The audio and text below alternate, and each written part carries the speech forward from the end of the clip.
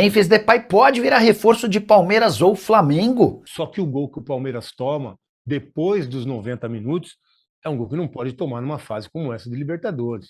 Isso sem falar nas últimas de mercado, bastidores, finanças e muito mais. Sempre bom ter vocês por aqui, sem perder tempo. Pedir para deixar like, se inscrever no canal e ativar as notificações. A gente vê várias vezes já o Palmeiras dependendo de saída de bola de um jogador que não tem essa característica contra um time que está se posicionado, está fazendo o jogo dele, dentro da estratégia que foi montada pelo treinador. E aí o Palmeiras, quando faz essa saída de três, você não tem um zagueiro que tem esse bom passe por trás, não tem problema. Você pode colocar um volante ali por trás. O Marlon Freitas faz muito bem essa saída. O Andréas também tem essa capacidade. Insistir com um jogador que não tem essa característica. Então, isso atrapalha no momento de construção da jogada ali de trás. Mas mesmo com toda essa dificuldade, desse erro, para mim, de estratégia de começar ali por trás, a gente viu que o jogo pelos lados até que funcionou em determinados momentos, né? O Alan foi até o limite, depois foi substituído, mas foi até por exaustão mesmo, porque é um jogador que não se esconde do jogo e chama a bola o tempo todo.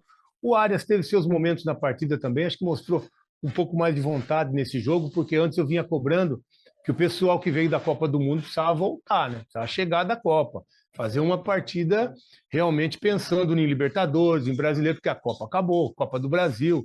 E hoje acho que teve uma evolução. Acho que o Piquerez ainda não encaixou no que pode, né? Está vindo de lesão, é verdade, mas o Piquerez ainda pode render muito mais do que rendeu hoje. É um jogador de seleção também que a gente espera e ele sabe que ele tem uma responsabilidade também, né? Agora, sobre o que aconteceu no jogo, o primeiro gol do Cerro Porteño, que foi anulado pelo VAR, aí o Abel precisava ajustar o time. A substituição que ele fez naquele momento de tirar o Emiliano Martinez para colocar o Arthur do outro lado, precisa do encaixe. A ideia do Abel era o Murilo, só que quando o Palmeiras toma o gol pelo VAR, o time está desorganizado, não tem ninguém pelo lado direito. Ele quer o Murilo de lateral, outro que não tem esse perfil também. Olha a dificuldade do Palmeiras. O time que investe o que investe, que tem essa capacidade financeira, né, de ir para o mercado, e a gente tem dois laterais que não jogam. O Kelvin está certo que está machucado, mas quando está bom também não consegue jogar. O Giai parece que realmente é um jogador que o Abel não conta mais, porque ele está tentando pelo lado Murilo, Emiliano, e hoje na substituição ele coloca o Arthur e o Murilo vai de lateral. Algo que o Palmeiras precisa ajustar rapidamente, né, de todo investimento que é feito. Tem dois laterais que ficam no banco, quando estão até à disposição, para ver um jogador ser improvisado do lado direito. Então, é algumas dificuldades que um time do tamanho, da força financeira que tem o Palmeiras, não dá para a gente ver essa dificuldade de ter uma posição que tem dois, mas não tem nenhum.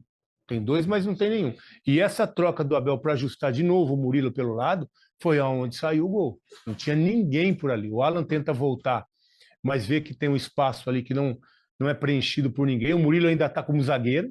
O Murilo ainda está como zagueiro. E aí falta uma comunicação que a gente não entende num jogo desse tamanho de Libertadores de mata-mata. E aí o VAR veio e resolveu para o Palmeiras. Então foi um jogo de muita alternativa, né? O Palmeiras tem um gol que sofreu por um erro na substituição do Abel, que o VAR corrige. Aí o Palmeiras faz o gol numa jogada aí, sim, o Murilo aparece bem dentro da área, né? O Murilo faz a jogada ali pelo lado do campo, como um lateral que tem aí, que não joga, que deveria fazer, vai no fundo, aí o Marlon ajeita para o Flaco, que tem que ser o centroavante desse time, né? É fácil ajustar um time que tem um jogador como o Flaco, que chegou hoje a 17 gols na temporada. É um jogador que não pode ser aproveitado como meia de um Vitor Roque que ainda está patinando. Hoje o jogo era para Maurício e Flaco. Mas tudo bem, depois o Flaco foi para frente, conseguiu fazer o gol. E aí, quando o Abel mexe no time, que ele coloca três zagueiros, porque o Gustavo entrou, para ajustar, estava 1-0. Estava 1-0. Hoje a gente vai fazer. Deixa eu só falar que a gente vai fazer a live um pouco mais curta aqui, porque como a gente está aqui no estádio, o camarote daqui a pouco vai ser fechado, tá? Então a gente precisa sair. Então eu vou fazer rapidamente um resumo do que deu para acompanhar aqui, passar também para vocês participarem com a gente, porque infelizmente aqui é mais curtinho que a gente precisa sair, fechar o camarote e ir embora. Daqui a pouquinho eles vão bater na porta ali, então a gente vai procurar ser mais rapidinho aqui, tá? E aí a participação de vocês que é importante. Então, quando o Abel faz essa mudança aí de três zagueiros, ele traz o Felipe Anderson ali pelo lado, né? Ele coloca 5 zagueiros, com o Piquerez ali pelo lado esquerdo, o Murilo Gomes e o Barbosa. na frente o Marlon, o Arthur, que entrou lá pelo lado, fazia a linha de meio ali, junto com o Evangelista, e na frente só o Sousa. É um time que, assim, para administrar resultado, para tentar fazer com que o Palmeiras conseguisse manter a vantagem que construiu com um jogador a menos, né? O Palmeiras tem um jogador a menos, vai para frente, consegue o gol. O Abel faz um ajuste até legal no time, coloca os 3 zagueiros, 3 jogadores de frente, mais um ali na frente que era o Sousa. O Felipe Anderson, às vezes, até fazia ali o quarto, fazendo 4-1. Só que o gol que o Palmeiras toma depois dos 90 minutos é um gol que não pode tomar numa fase como essa de Libertadores. Você tem uma linha de 5, tem o Piquerez pelo lado, tem o Arthur pelo lado esquerdo, e a bola chega do jogador que está aberto ali pelo lado com uma liberdade que não pode acontecer num jogo de Libertadores de mata-mata que o Palmeiras tem a vantagem. Aí essa bola que entra, erros, né? Erros que não podem acontecer. Primeiro, a liberdade que você tem quando você tem uma linha de 5, ninguém pode receber aqui. Aqui, né? Dá para perceber bem, né? Acho que aí está o contrário, né? Mas é do lado esquerdo ali da defesa do Palmeiras. No vídeo fica ao contrário. Mas do lado esquerdo ali não dá para receber com essa liberdade quando você tem 5 jogadores. A bola chegou e a bola entra no chão. A bola vem no chão no primeiro pau. Quando o Barbosa, você tem 3 zagueiros, aí você divide ali a frente do gol. E o Barbosa não fecha esse primeiro pau, né, para não deixar essa bola entrar no chão, porque por cima está postado. Por baixo não pode entrar. Primeiro que não pode receber pelo lado, tem que estar o Piquerez pelo lado, ou mesmo o Arthur, mas o lance era do Piquerez. A bola entra e o Barbosa não fecha ali. Aí sai, o Carlos Miguel sai já atrasado no lance, porque essa bola realmente chega primeiro para o atacante, ele desvia e empata o jogo, faltando aí 3 minutos. 1-1, e o Palmeiras segue numa sequência que a gente poucas vezes viu. Do Palmeiras perder a força, ou pelo menos perder os resultados que normalmente faz dentro de casa. A gente viu, eu anotei aqui os times que o Palmeiras teve dificuldade aqui. Teve o Galo, né? Teve o Galo que o Palmeiras não conseguiu ganhar, teve o Internacional, e agora, mais uma vez, o Cerro, né? Então, o Palmeiras que tinha uma força e aproveitamento perto de 100% quando jogava aqui, quando joga aqui no Nubank Park, né? Tá tendo essa dificuldade nesse momento. Nesse momento. Depois, se pós-Copa do Mundo, ainda o time jogando em casa está com essa dificuldade, pelo menos em termos de resultado. Hoje, o melhor jogo desses 3 que eu falei. O melhor jogo do Palmeiras, que conseguiu criar. Arias perde um gol ali que a bola vem pelo chão do Alan, que não pode perder. Não tinha nem goleiro, o gol estava aberto, ele chuta para fora. Antes disso, ele teve o lance da trave também. Teve no primeiro tempo o Vitor Roque, o goleiro pegou. Enfim, o Palmeiras conseguiu criar muito mais do que nesses outros jogos, pelo volume de jogo, né? Pelo ambiente que a torcida criou no estádio também, estádio lotado, 39 mil pessoas, pressionando, vibrando, e o Palmeiras reagindo dentro de campo. Mas ainda falta o Abel gosta de falar da eficiência, né? Nesse momento de colocar a bola para dentro do gol, que as oportunidades foram criadas, e aí faltou realmente esse melhor aproveitamento. O Flaco está jogando um pouco mais longe do gol, estava pelo menos, né? Enquanto o Vitor Roque esteve em campo. E aí o Vitor Roque ainda, né, sente dificuldade. Teve o lance do Vitor Roque logo no comecinho também, que ele conseguiu desviar do goleiro e o zagueiro conseguiu tirar. Então foram 4 oportunidades muito claras de gol, e o gol acabou acontecendo com o Flaco ali, numa jogada do Murilo, do Marlon, chega no Flaco para finalizar. 17º gol dele na temporada. Realmente não dá para fazer com que o Flaco jogue longe do gol, né? Não dá para você perder essa capacidade, esse momento desse jogador que chegou à Copa do Mundo, chegou à seleção, foi para a final da Copa, está num momento especial, com confiança, e tem que jogar ali perto do gol. Tem que ser aproveitado esse momento, porque realmente é um momento especial na carreira do jogador. E ele jogando longe do gol, e ainda o Flaco por dentro, ele não é aquele jogador que dá dinâmica para o time, né? Eu estava dizendo da dificuldade no começo da saída de bola com o Murilo. O Flaco ali por dentro, ele não é esse jogador para pensar muito o jogo. Ele segura a bola, ele não dá essa dinâmica do meio de campo, que o meia normalmente faz, né? Então, são dificuldades que precisam ser resolvidas para os próximos confrontos. Agora o Palmeiras vai resolver fora de casa. Vai ter que resolver fora de casa. Mas não tem problema nenhum, porque a gente sabe a postura do Palmeiras quando joga fora de casa. E eu acho até que num momento como esse, o Palmeiras é um time que tem essa característica. Porque quando, naturalmente, lá vai acontecer o contrário, né? o estádio vai estar cheio, o Cerro vai sair um pouco mais, né? E o Palmeiras vai ter os espaços que o Cerro, em alguns momentos, encontrou aqui também. Então é um jogo que tem característica de jogo para o Palmeiras. Perdeu o Andréas, esse é um lance que a gente precisa falar também.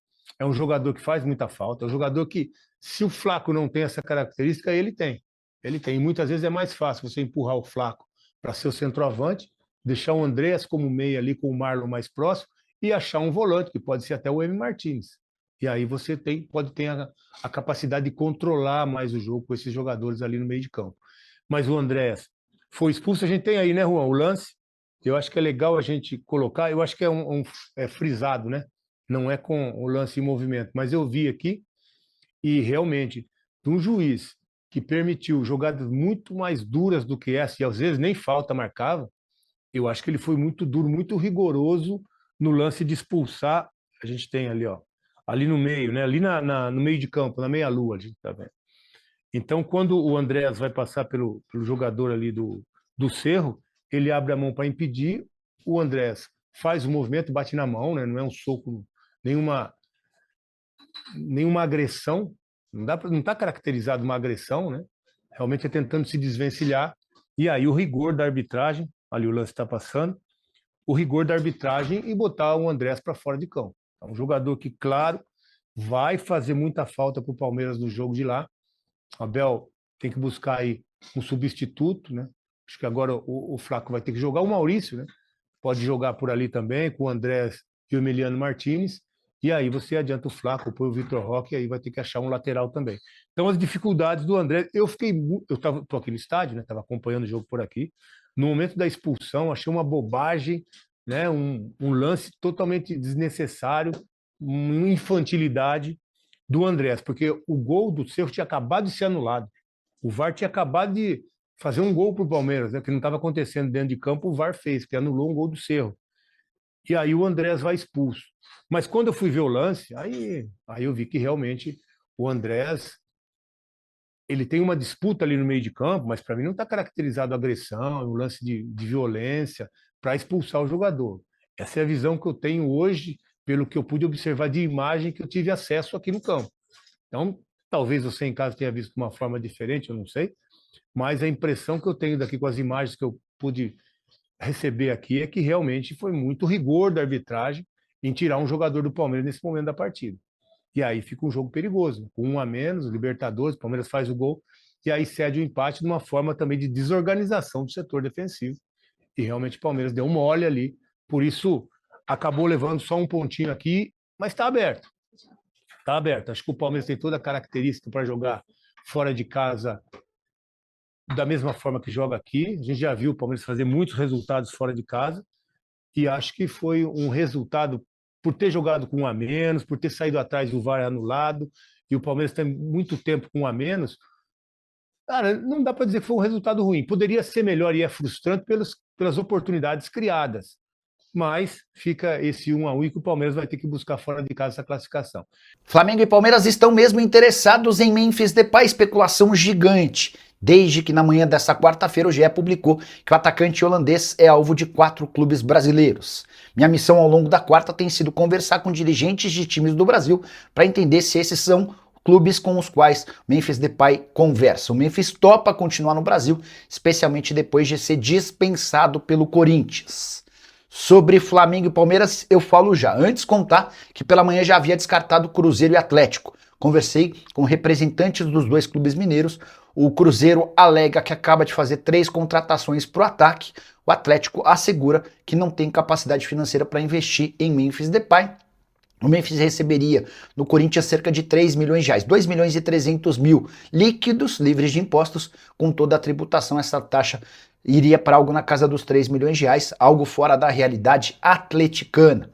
Só para completar, em relação a Flamengo e Palmeiras, ouvi de um dirigente do Flamengo que não há negociação com Memphis e nem haverá. Jogador de 32 anos de idade, caro e com histórico grande de lesões. Nesse momento, o Flamengo vai dar prioridade a jogadores mais jovens que possam garantir esportivamente ganhos e depois ganhos financeiros com transferências. Casos de Almada e de Luiz Henrique exemplificam bem o que o Flamengo pensa em relação a contratações. No Palmeiras, a informação foi tratada como uma grande piada. ninguém no Palmeiras cogitou contratação de um arquirrival com todos esses problemas dele. Um custo alto, uma série de lesões e alguém super identificado com o Palmeiras. A resposta que eu ouvi de um dirigente do Palmeiras na minha pergunta foi de onde tiraram essa ideia. Então, aguardemos cenas dos próximos capítulos, continuo conversando com clubes brasileiros para entender onde é que o Memphis pode parar. Só para completar, antes de encerrar por aqui, lembrar que você precisa deixar like, se inscrever no canal e comentar sobre o que quiser. A gente volta em live. Tchau!